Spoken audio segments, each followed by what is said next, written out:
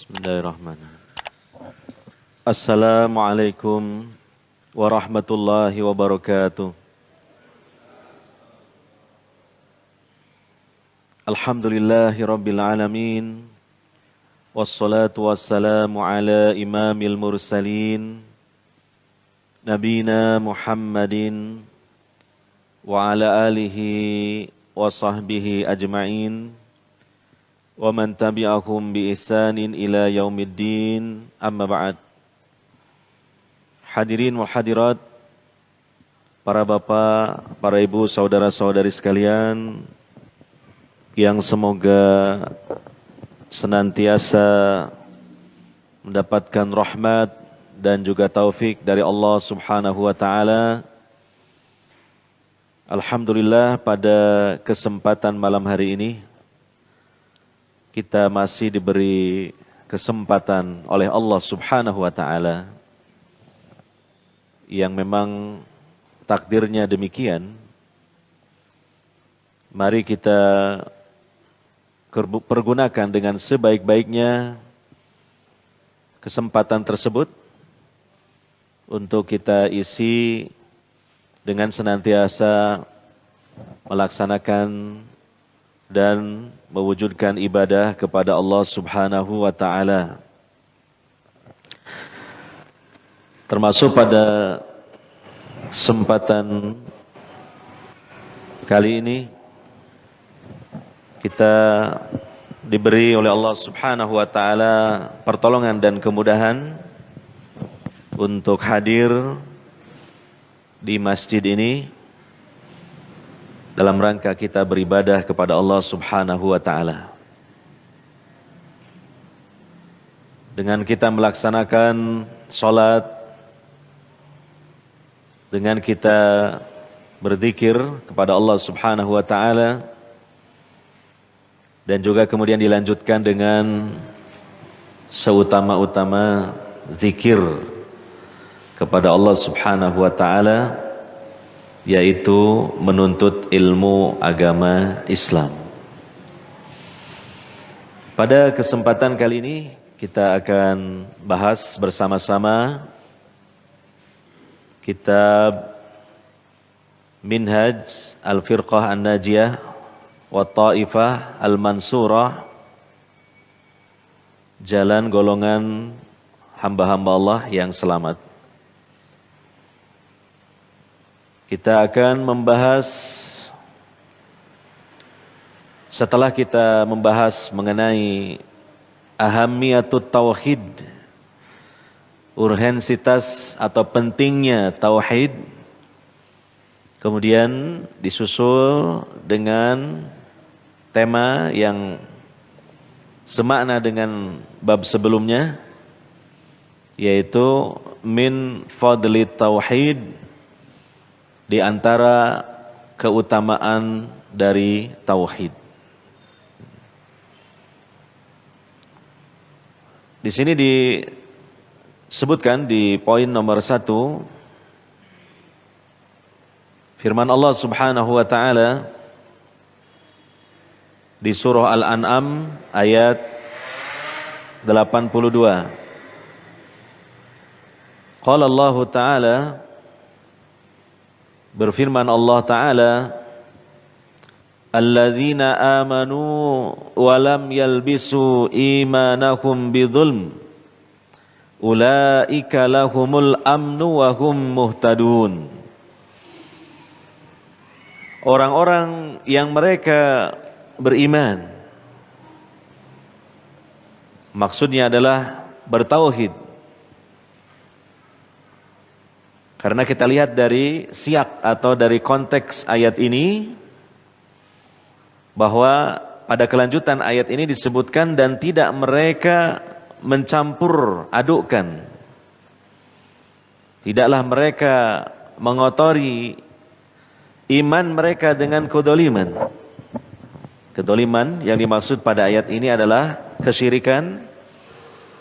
Tentunya lawan dari kesyirikan adalah tauhid, sebagaimana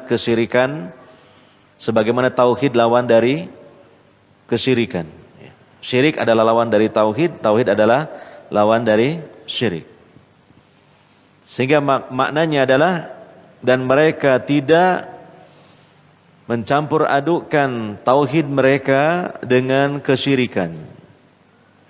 Jadi tauhid mereka bersih, murni. Maka mereka mendapatkan keamanan dan juga mereka mendapatkan petunjuk. Ini merupakan di antara keagungan dan keutamaan tauhid. Dan ini luar biasa keutamaan ini. Akan didapat oleh hamba-hamba Allah yang bertauhid dua keutamaan yang sangat besar. Dua keistimewaan yang sangat besar. Yang pertama adalah al-amnu. Menurut sebagian ulama, al-amnu ini mutlak. Artinya al-amnu di dunia dan al-amnu di akhirat. Tapi menurut sebagian yang lainnya, al-amnu di sini adalah al-amnu di akhirat, al-amnu fil akhirah. Tetapi kalau kita lihat memang dari ayatnya ini mutlak, sehingga itu yang lebih kuat. Akan diraih al-amnu, yaitu ketenangan, keamanan di dunia dan di akhirat. Bagi siapa yang mentauhidkan Allah Subhanahu wa taala dan memurnikan tauhid mereka kepada Allah Subhanahu wa taala. Dan ayat ini patut untuk kita renungkan bersama. Karena kita semua pasti mendambakan ketenangan hidup. Semua kita mencita-citakan kedamaian di dalam hati. Apalagi kita yang sudah cukup berumur ini, yang sudah cukup lama hidup di dunia ini, sudah banyak diterpa dan ditempa dengan berbagai ujian hidup, berbagai masalah hidup, berbagai musibah, yang tentunya kita mendambakan satu ketenangan yang hakiki, yang itu berada di dalam hati, di dalam jiwa. Biarpun kita mungkin selama hidup ini memang sudah merupakan sunnatullah di dunia ini, diterpa dan ditempa dengan fitnah, dengan musibah, dengan masalah, dengan ujian.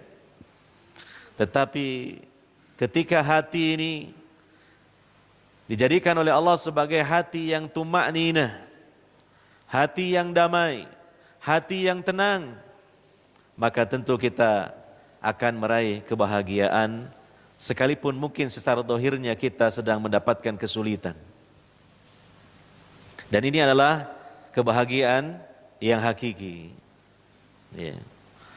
Dan juga kita terkadang digelayuti satu perasaan cemas dan khawatir tentang masa depan kita. Bagaimana esok hari, bagaimana esok lusa dan seterusnya. Apa yang kira-kira akan menimpa kita yang kita tidak tahu. Terkadang juga dihinggapi kekhawatiran. Dan juga di masa yang akan datang, cepat ataupun lambat, kita semua bakal mati. Dan sepertinya itu merupakan sifat-sifat dari manusia, merasa takut dengan mati. Bagaimana mungkin pedihnya kematian itu ketika nyawa dicabut oleh malakul maut.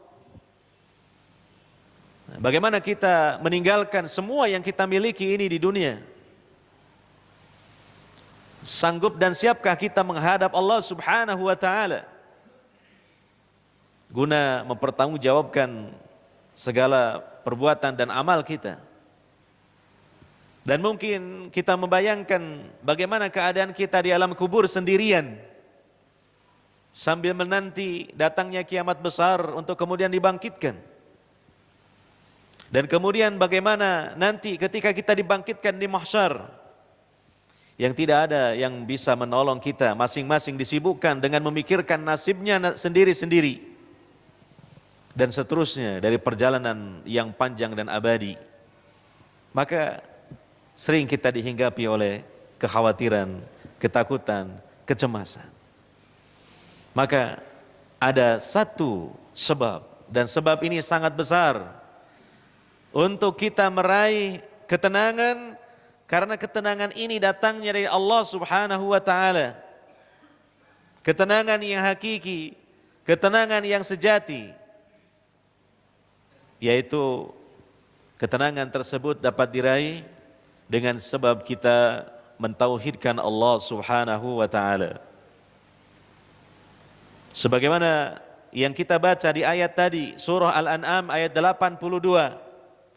Alladzina amanu wa lam yalbisu imanakum bidzulm ulaika lahumul amnu.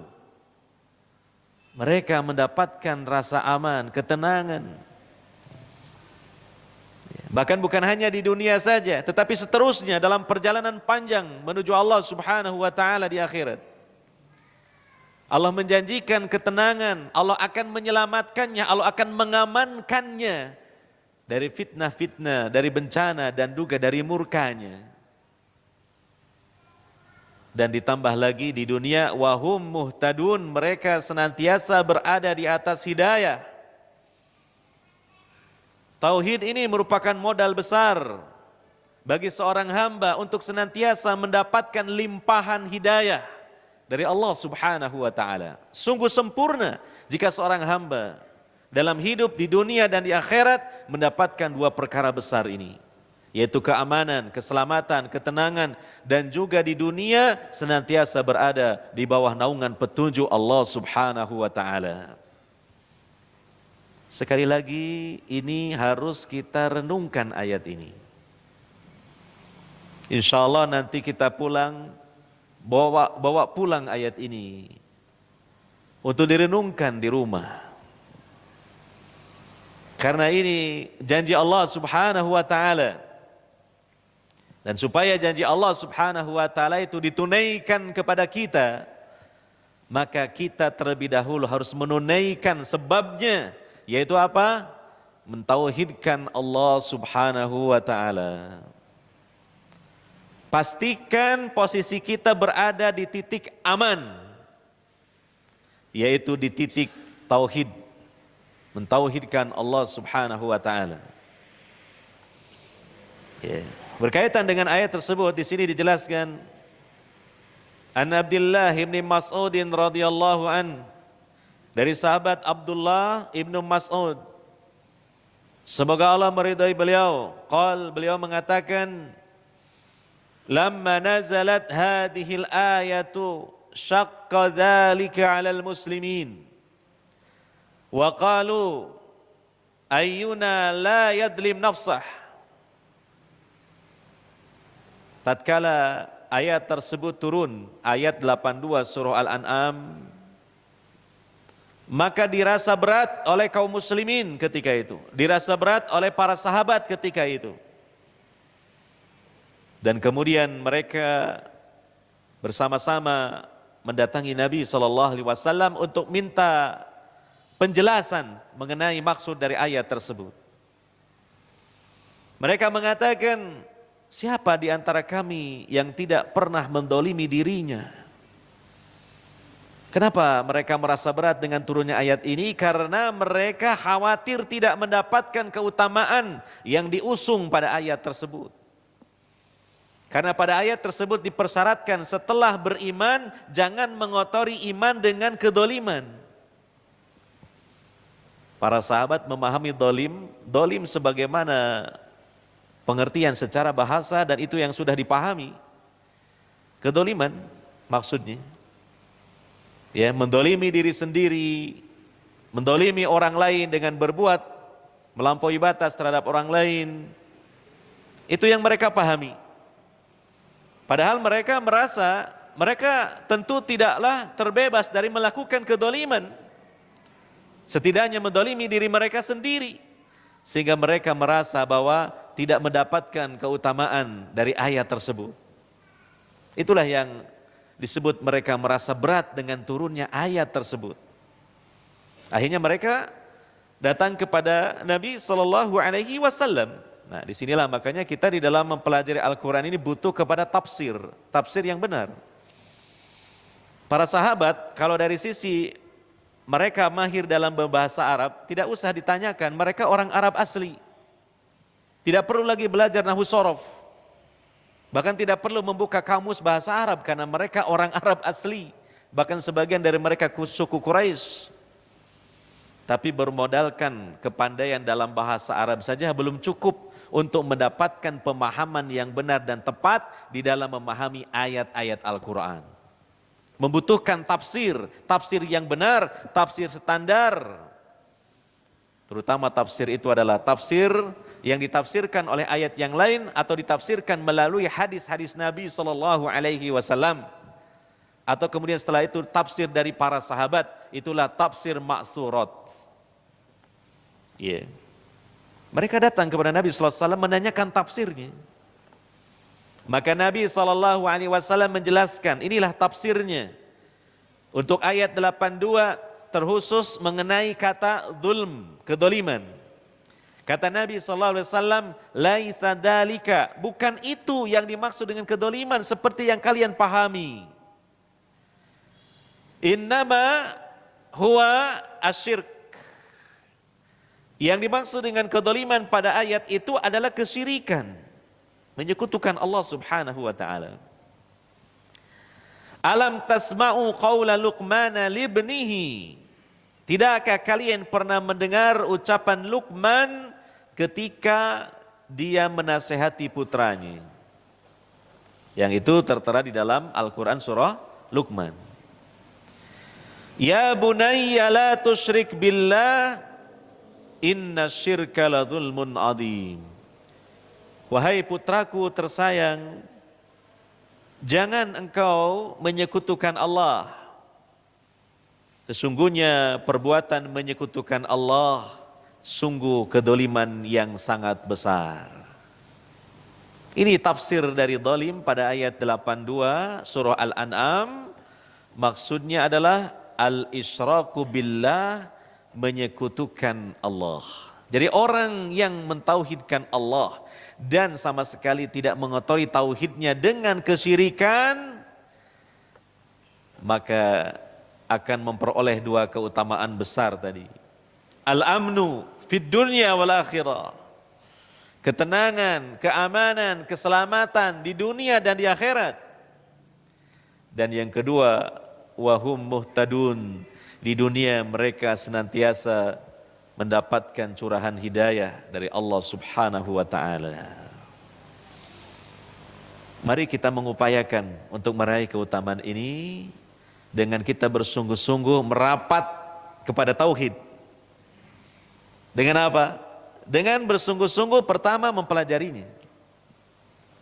Dan Allah memerintahkan dalam Al-Quran, fa'alam annahu la ilaha illallah. Maka ilmui, kaji, pelajari.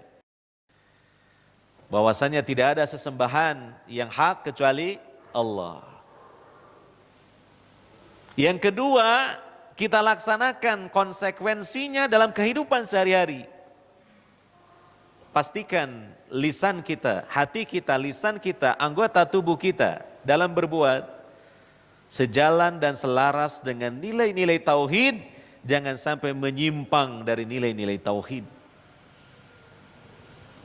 Dan yang ketiga, perbanyak doa kepada Allah Subhanahu wa taala agar kita istiqomah di atas tauhid, jangan sampai terpeleset jatuh ke dalam lubang kesyirikan. Dan kita harus merasa khawatir, ada kegalauan di dalam hati apabila kita terpapar dengan virus kesyirikan. Karena virus kesyirikan itu kata Nabi SAW diupamakan seperti seekor semut hitam yang merayap di atas batu hitam di malam yang gelap gulita. 3 hitam, 3 kegelapan bertumpuk-tumpuk. Begitu mengkhawatirkannya kesyirikan itu, yang sengaja dibidikkan dan dilontarkan oleh syaitan sepanjang masa sampai hari kiamat. Nabi mengumpamakan seperti semut Semut itu binatang yang kecil, warnanya hitam lagi. Kemudian dia merayap di atas batu, warnanya apa? Hitam, tambah tidak kelihatan. Diperparah lagi apa? Di malam yang gelap gulita.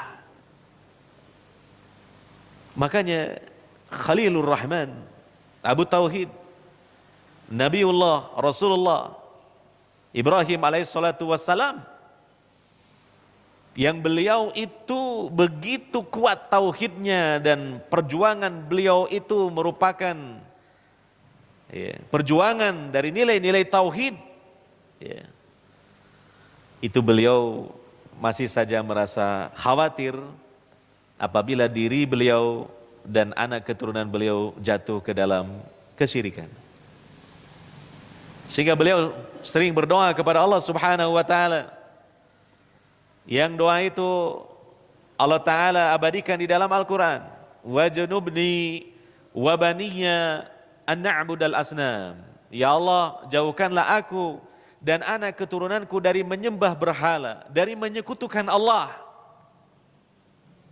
Dan Ibrahim serta anak keturunannya, dan sebagiannya adalah para nabi seperti Ishak, Ismail, Yakub dan seterusnya. Manakala mereka mendekati ajal mereka, dikumpulkanlah anak cucunya, kemudian pesan apa yang mereka sampaikan? Mereka semua menyampaikan pesan tauhid. Mereka menanyakan kepada anak cucu yang mengitari beliau yang akan meninggal dunia dengan mengatakan, ma ta'buduna mim ba'di. Apa yang akan kalian sembah setelah aku wafat? Tidak membahas ma ta'kuluna mim ba'di, apa yang akan kamu makan setelah aku wafat. Tidak terlalu dikhawatirkan kalau masalah isi perut. Tapi sesuatu yang diisikan ke dalam hati itu yang paling dikhawatirkan. Apa yang diisikan? Apakah tauhid ataukah kebalikannya? Karena apa? Karena persoalan perut hanya selesai di dunia, sedangkan persoalan hati dibawa sampai menghadap Allah Subhanahu wa taala ke akhirat.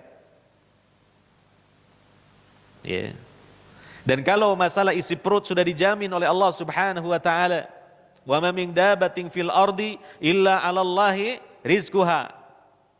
Tidak ada binatang melata pun yang hidup di muka bumi ini melainkan Allah yang menjamin rizkinya. Tapi kalau tauhid, kita bukan nabi, kita bukan rasul, tidak dijamin oleh Allah Subhanahu wa taala, tauhid tetap menancap di dalam hati kita. Makanya ini butuh kepada perjuangan, butuh kepada ikhtiar, butuh kepada kita senantiasa berdoa kepada Allah Subhanahu wa taala agar Allah menjaga tauhid kita. Makanya di antara doa yang diajarkan oleh Nabi sallallahu alaihi wasallam tentang hal itu, dan ini penting untuk selalu kita baca dalam untaian doa kita kepada Allah Subhanahu wa taala. Allahumma inni a'udzubika an usyrika bika wa ana a'lam wa astaghfiruka lima la a'lam. Ya Allah, sesungguhnya aku berlindung kepada Engkau jika aku menyekutukan Engkau sedangkan aku tahu, dan aku mohon ampun kepada Engkau dari menyekutukan Engkau yang mana aku tidak tahu. Ini doa penting sekali karena kita khawatir. Jangan merasa aman dari serangan-serangan yang bisa merusak tauhid kita. Jangan kita merasa sudah betul-betul sepanjang hidup ini merdeka dan bersih dari ancaman virus-virus yang bisa menggerogoti tauhid kita. Makanya juga kita harus dampingi ikhtiar kita merapat kepada tauhid ini dengan senantiasa berdoa kepada Allah Subhanahu wa taala. Kita lanjutkan dalam kitab ini, fahadhil ayah tubashshirul mu'minina al-muwahhidina alladzina lam yulbisu imanahum bisyirkin fabta'adu anhu anna lahumul amnu tamu min adabillahi fil akhirah wa ulaika humul muhtaduna fid dunya. Ini menurut sebagian penafsiran. Maka ayat ini menyampaikan berita gembira dari Allah Subhanahu wa taala bagi hamba-hamba Allah yang mukmin, yang mentauhidkan Allah Subhanahu wa taala, yang mereka tidak mengotori iman mereka dengan kesyirikan dan mereka menjauhi kesyirikan, bahwa mereka mendapatkan keamanan yang sempurna dari adab Allah di akhirat, dan mereka di dunia senantiasa mendapatkan petunjuk dari Allah Subhanahu wa taala. Ini nomor satu tentang apa? Keutamaan tauhid. Bisa jadi ya, perjalanan kita lika-liku dalam mencari kebenaran di dalam Islam ini, alhamdulillah Allah sampaikan kepada titik final kebenaran, karena dalam diri kita masih ada tauhid, sehingga Allah giring kepada petunjuk demi petunjuk. Itu. Dan ini janji dari Allah Subhanahu wa taala. Pasti ya, semua kita kan yang sudah sekian lama mungkin mengaji ini senantiasa berharap kepada Allah supaya hidup ini di atas petunjuk Allah, ya. Karena kesuksesan dalam hidup itu kalau kita senantiasa berada di atas petunjuk Allah. Dan gagalnya serta celakanya hidup kita kalau hidup ini sudah tidak berada di atas petunjuk Allah. Maka modal utama untuk senantiasa Allah anugerahkan kepada kita rizki berupa petunjuk, berpegang teguhlah dengan nilai tauhid. Tauhid. Cintai tauhid, pelajari tauhid, amalkan tauhid. Tabu bagi kita untuk menyekutukan Allah Subhanahu wa taala. Ya. Berusaha untuk selalu menjauhi dari perkara-perkara yang menyeret kita kepada kesyirikan. Benci kepada berbagai macam bentuk kesyirikan, baik keyakinan, perkataan, ataupun perbuatan-perbuatan yang kita temui. Kalaulah kita mungkin merasa lemah di dalam nahi mungkar terhadap sebagian di antara kita yang jatuh ke dalam kesyirikan, maka setidaknya ingkari dengan hati berupa kita membenci dan menjauhinya. Kemudian yang kedua, keutamaan dari tauhid. Disebutkan dalam hadis riwayat Imam Muslim. Hadis ini sering kita dengar ya. Artinya di antara kita sering menyampaikan hadis ini. Wa qala sallallahu alaihi wasallam, bersabda Rasulullah sallallahu alaihi wasallam, al-imanu bid'un wa sittuna syu'bah. Iman itu ada 63 cabang lebih, atau 63 lebih cabangnya. Fa afdaluha, yang paling utama dari cabang-cabang keimanan, qaulu la ilaha illallah, ucapan la ilaha illallah, tauhid. Wa adnaha imatatul adza anit thariq, dan yang paling rendah dari cabang-cabang keimanan, menyingkirkan gangguan dari jalan. Ya, ini biasanya para ulama ahlus sunnah menyampaikan hadis ini, mereka berdalil tentang definisi iman. Definisi iman menurut ahlus sunnah wal jamaah itu adalah meliputi 3 hal, yaitu keyakinan di hati, diucapkan dengan lisan, dipraktekkan dengan amal perbuatan. Dalilnya mana? Dalilnya ini. Ya. Semuanya itu adalah cabang-cabang iman. Disebutkan yang paling atas, yaitu ucapan la ilaha illallah, dan disebutkan yang paling rendah, yaitu menyingkirkan gangguan dari jalan. Ucapan la ilaha illallah itu menyangkut pembenaran di hati dan ucapan lisan. Sedangkan menyingkirkan gangguan dari jalan itu adalah perbuatan anggota badan. Maka itu adalah dua contoh yang menyebutkan tentang cabang-cabang iman, sehingga iman dapat dijelaskan dan didefinisikan sebagaimana yang telah didefinisikan oleh para ulama Ahlus Sunnah wal Jamaah. Tetapi di sini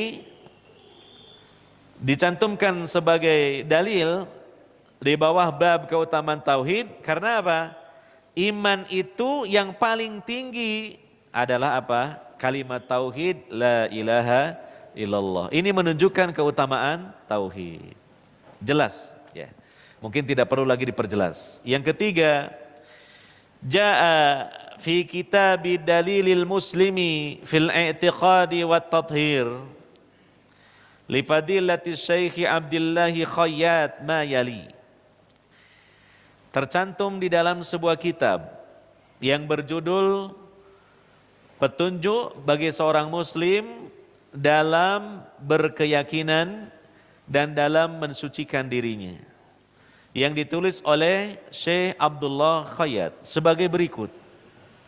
Ya, jadi ini dijelaskan cukup panjang mengenai apa? Keutamaan dari keutamaan tauhid. Ya, secara di sini disebutkan lumayan panjang ya. At-tauhidu yusabbibus sa'adata wa yukaffiru dzunuba. Tauhid itu menjadi sebab diraihnya kebahagiaan dan dihapusnya dosa-dosa. Nah, ini. Sekilas dapat kita pahami itu ya. Kita semua mendambakan kebahagiaan yang hakiki. Maka di antara kunci pembuka pintu kebahagiaan itu dengan tauhid. Tauhid yang benar dipahami, dipelajari, diamalkan. Niscaya akan diraih kebahagiaan.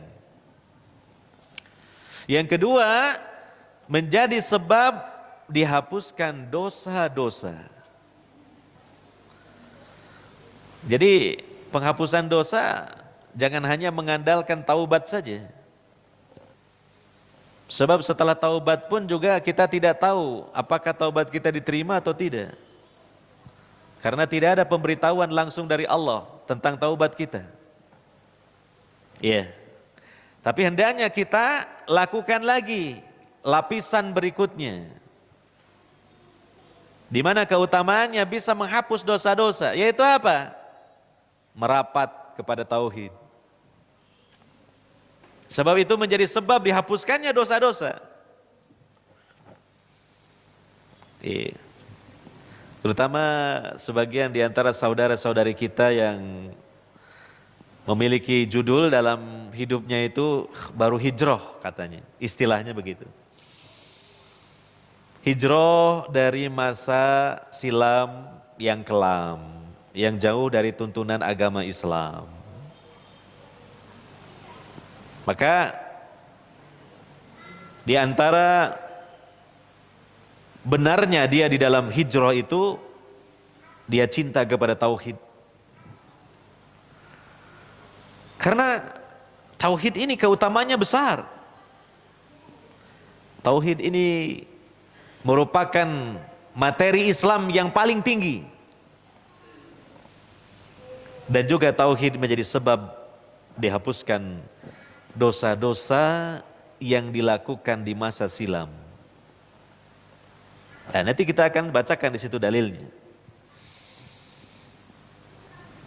Makanya kalau kita ngaji tauhid jangan malas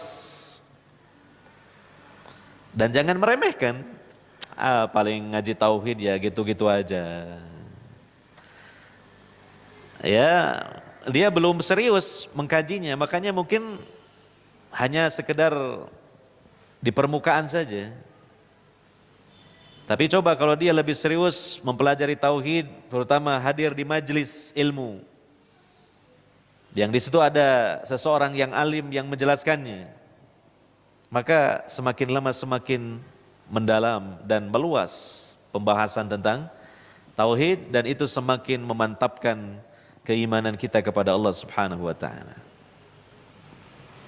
Dan kita semakin berhati-hati dari perkara-perkara yang bisa merusak tauhid, terutama berbagai macam bentuk kesyirikan. Kita lanjutkan di sini penjelasan dari Syekh Abdullah Khayyat ya, tentang tauhid sebagai sebab diraihnya kebahagiaan dan dihapuskannya dosa-dosa. Al-mar'u bihukmi basariyatihi wa adami ismatihi qad tanzaliqu qadamuhu. Seorang manusia dilihat dari karakteristik ya, sebagai seorang manusia. Namanya karakteristik basariyah. Manusia. Ya. Yaitu kata Nabi SAW, kullu bani Adam khotoun. Setiap anak Adam banyak melakukan salah. Bahkan Adam sendiri melakukan kesalahan hingga Allah mengeluarkannya dari sorga bersama istrinya. Iya. Demikian anak keturunannya. Nah, itu memang perkara yang melekat pada diri manusia. Ada salah, ada khilaf. Ya. Dan tidak adanya kemaksuman, artinya bukan rasul, bukan nabi.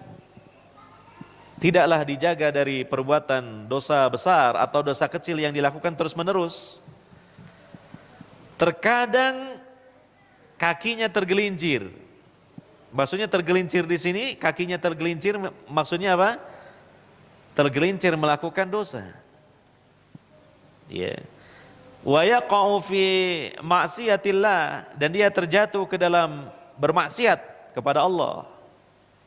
Ya. Fa idza kana min ahli tauhidil khalis min syawaibi syirki fa inna tauhidahu lillah wa ikhlasahu fi qaulihi la ilaha illallah yakunu akbaru amilin fi sa'adatihi wa takfiri dhunubihi wa mahwi sayyiatihi. Ya. Maka jika dia termasuk ahli tauhid yang murni tauhidnya, yang bersih dari polusi-polusi kesyirikan, noda-noda kesyirikan, maka sesungguhnya tauhid dia kepada Allah, ya, ikhlasnya dia dalam ikrar kalimat la ilaha illallah, itu menjadi sebab terbesar untuk diraih kebahagiaannya. Dihapuskan dosa-dosanya, dihilangkan kesalahan-kesalahannya. Begitu, iya. Kama jaa fil hadits an Rasulillah sallallahu alaihi wasallam. Sebagaimana telah datang dalam sebuah hadis dari Rasulullah sallallahu alaihi wasallam, man syahida an la ilaha illallah wahdahu la syarikalah. Barang siapa yang bersaksi tidak ada sesembahan yang hak kecuali Allah semata, yang tidak ada sekutu baginya, wa anna Muhammadan abduhu wa rasuluh, dan bahwa Muhammad itu hambanya dan utusannya. Jadi keyakinannya seperti itu benar. Ya. Wa anna Isa abdullahi wa rasuluh, dan meyakini bahwa Nabi Isa itu adalah hamba Allah dan utusan Allah. Wa kalimatuhu alqaha ila Maryam, dan kalimat Allah yang disampaikan kepada Maryam, kalimat berupa kalimat kun. Wa ruhun minhu, dan roh yang diciptakan oleh Allah. Ya, bukan bagian dari diri Allah. Bukan keturunan Allah, karena Allah itu lam yalid, dia tidak beranak. Ya. Wal jannata haqqun, dia meyakini sorga itu ada. Dia meyakini ada sorga di akhirat. Ya. Wan nara haqqun, demikian neraka ada di akhirat. Dia yakini seperti itu. Insyaallah kita meyakini ini semua kan? Alhamdulillah. Iya. Meyakini ini semua kan? Alhamdulillah. Bahkan dengan penjelasan yang benar, ya. Maka apa? Adkhalahul jannata, Allah akan memasukkan dia ke dalam sorga ala ma kana minal amal, seperti apapun amalnya. Itu penafsiran yang pertama, seperti apapun amalnya. Ada lagi yang menafsirkan nanti masuk sorga, tetapi bertingkat-tingkat sorga itu tergantung kualitas amalnya. Semakin hebat amal solehnya, ya semakin tinggi sorga yang dia tempati. Tapi intinya Allah janjikan apa? Sorga. Bagi hamba Allah yang mentauhidkan Allah subhanahu wa ta'ala. Ya. Dan ini namanya apa? As-sa'adah. Apa itu? Kebahagiaan. Kebahagiaan dengan masuk ke dalam surga. Adakah kebahagiaan selain ini? Ada, tapi kecil. Adakah kebahagiaan selain ini? Ada, tapi apa? Semu. Adakah kebahagiaan selain ini? Ada, tapi apa? Temporatif, tidak kekal. Kebahagiaan yang hakiki, sempurna, dalam durasi yang tidak terbatas, kekal abadi, yaitu kebahagiaan dengan Allah menempatkan dia di dalam surga. Ini Allah janjikan untuk siapa? Ahli tauhid. Nah, maka benarlah yang dikatakan oleh Syekh Abdullah Khayyat tadi, tauhid yusabbibus sa'adah. Tauhid menjadi sebab seseorang meraih as-sa'adah, kebahagiaan yang hakiki bahkan yang abadi. Koma dulu di sini, kita dengarkan dikumandangkannya adzan Isya di masjid kita ini, dan insya Allah nanti kita akan lanjutkan lagi. Alhamdulillahirabbil alamin, wassalatu wassalamu ala nabiyil karim Muhammadin wa ala alihi wa sahbihi ajmain, amma ba'd. Di sini dijelaskan mengenai hadis tadi, keagungan tauhid ya. Ai inna jumlata hadhihi syahadat allati yashhaduha al-muslim bihadhihi al-usul tastaujibu dukhuluhul jannata darun na'im. Wa in kana fi ba'di a'malihi ma'akhidhu wa taqsiratun kama jaa fil hadisil qudsi. Sesungguhnya sejumlah persaksian tersebut di atas, persaksian tidak ada sembahan yang hak kecuali Allah semata, tidak ada sekutu baginya, persaksian Muhammad hambanya dan rasulnya, persaksian Isa hamba Allah dan rasulnya, kalimatnya yang disampaikan ke Maryam dan ruh dari ciptaan Allah, persaksian bahwa sorga dan neraka itu hak ada, maka itu semua menjadi sebab seorang hamba dimasukkan ke dalam sorga, negeri yang penuh dengan kenikmatan-kenikmatan. Dia renungkan itu ya. Ilmu itu akan terasa nikmat dan begitu berharga kalau sering direnungkan. Jangan cuma, mohon maaf, ngaji, hadir tapi kurang meresapi dan merenungkan. Ya, renungkan itu. Bahkan tidak hanya di majelis ilmu, nanti di luar majelis ilmu direnungkan. Sehingga muncul kebahagiaan, kegembiraan dan semangat. Dan semakin paham apa sih tujuannya ngaji itu, gitu loh. Masa cuma cari pahala saja? Masa cuma mencari fadilahnya majelis ilmu saja? Bukan hanya itu saja. Tetapi apa yang didapat di majelis ilmu itu berupa ilmu-ilmu yang bermacam-macam dari Islam ini yang kemudian bisa menjadikan kita itu kokoh di atas hidayah Allah. Ada harapan besar dari janji-janji Allah subhanahu wa ta'ala. Itu yang membuat kita terhibur di saat sedang dilanda kesedihan, ditimpa musibah, diuji berupa perkara-perkara yang membuat dada kita sesak. Begitu kita menengok sisi lain, saya tetap bersyukur pada Allah. Karena saya masih istiqomah sebagai ahli tauhid. Saya menunggu janji Allah berupa sorga.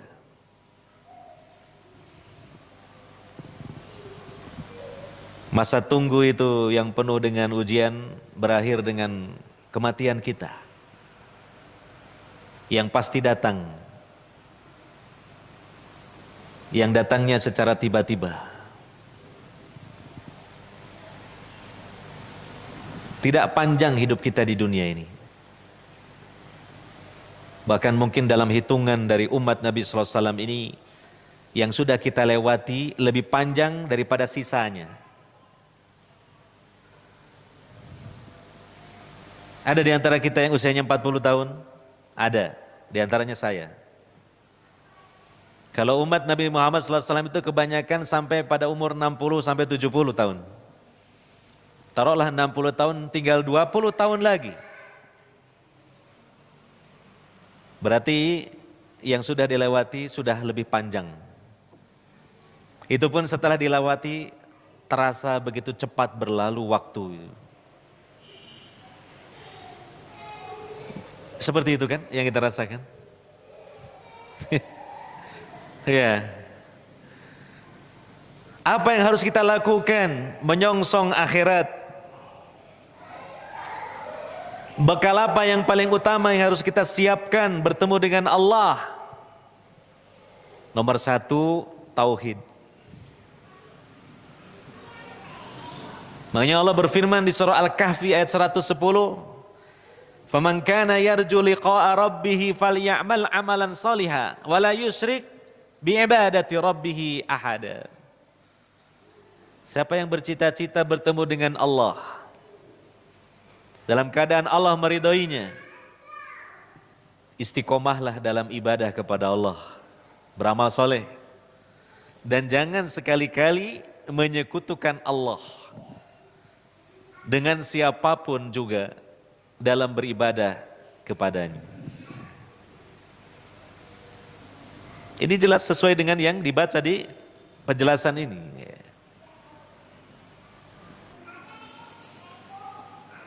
Jadi Allah menjamin sorga, darun naim.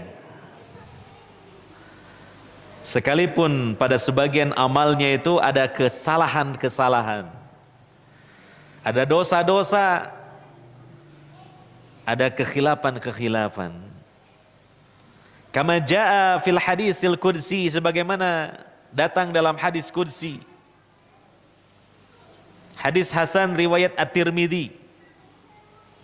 Qala Allah Ta'ala, Allah Ta'ala berfirman, "Ya bna Adam, innaka law ataitani bikurabil ardi khotoya, thumma lakitani la tusyriku bi syai'a, la ataituka bikurabiha magfirah."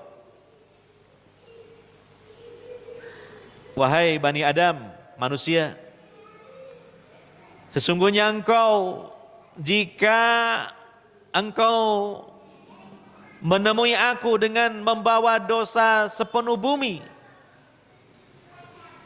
Dosanya berapa? Sepenuh bumi. Subhanallah, ini dosa luar biasa, besar, banyak. Sepenuh bumi. Kemudian engkau menemui aku dalam keadaan engkau tidak menyekutukan aku dengan apapun. Bertauhid, sungguh aku akan menemui engkau, kata Allah, dengan membawa ampunan sepenuh bumi pula. Selesai dosanya, dihapus semua kesalahannya. Karena apa? Min fadli tauhid, karena keutamaan tauhidnya. Sungguh pun demikian, bukan berarti kita kalau sudah bertauhid meremehkan dosa, tidak. Konsekuensi dan penyempurna tauhid itu kita meninggalkan dosa, menjauhi dosa. Cuma namanya manusia ya. Tetap saja jatuh dalam kesalahan dosa ini. Dalam situasi yang kepepet dan sebagainya, iman juga kadangkala sedang turun. Ya. Tapi ada kabar gembira, jangan berputus asa dari rahmat Allah bagi ahli tauhid. Allah janjikan ampunannya. Masih ada harapan besar bagi ahli tauhid, dosa-dosa itu diampuni oleh Allah Subhanahu wa taala. Nah, inilah yang dimaksud dengan wa yukaffirud dzunub. Tauhid itu bisa menghapus dosa-dosa. Iya. Nah, penjelasannya juga seperti itu dalam buku ini. Wa jaa fi hadisin akhar, dan datang di dalam hadis yang lain riwayat Imam Muslim, ya semakna dengan hadis yang tadi. Man laqiyallaha la yusriku bihi syai'an dakhalal jannah wa man laqiyahu yusriku bihi syai'an dakhalan nar. Siapa yang bertemu dengan Allah, dia tidak menyekutukannya dengan apapun juga, Allah memasukkannya ke dalam surga. Dia masuk surga. Dan barang siapa yang menemui Allah dalam keadaan menyekutukan Allah dengan sesuatu, dia masuk ke dalam neraka. Wa kullu hadhil ahadits yattadihu minha fadlut tauhid. Semua hadis-hadis ini jelas sekali menunjukkan tentang keutamaan tauhid. Wa annahu akbaru amilin li sa'adatil abdi. Tauhid ini merupakan sebab yang paling agung untuk menghantarkan seorang hamba meraih kebahagiaan. Wa a'dhamu wasilatan litakfiri dunubihi, dan merupakan sebab terbesar untuk dihapuskannya dosa-dosanya, wa mahwi khotoyahu, dan dihilangkan kesalahannya. Nah, ini tadi apa temanya? Min. Min itu artinya sebagian, ya. Sebagian dari keutamaan tauhid. Insya Allah nanti kita akan bahas bab berikutnya, min fawaidit tauhid. Ini juga ilmu yang sangat bermanfaat, ya. Min fawaidit tauhid termasuk dari faedah-faedah tauhid. Ya, Masya Allah, nanti dengan penjelasan ini, ya, apabila kita memahami dengan baik dan melaksanakan dalam kehidupan, subhanallah, nanti Masya Allah, jadi kita insya Allah jadi hamba-hamba Allah yang sangat tangguh dan tegar dalam menghadapi kehidupan dunia ini. Tentunya hakikatnya atas pertolongan, ya, dan taufik dari Allah Subhanahu wa ta'ala. Mungkin ini saja yang dapat kita kaji pada kesempatan kali ini, min fadli tauhid tadi, ya. Nah, itu jadi kita renungkan itulah, ya, keutamaan dari tauhid tadi itu, ya. Ada pertanyaan?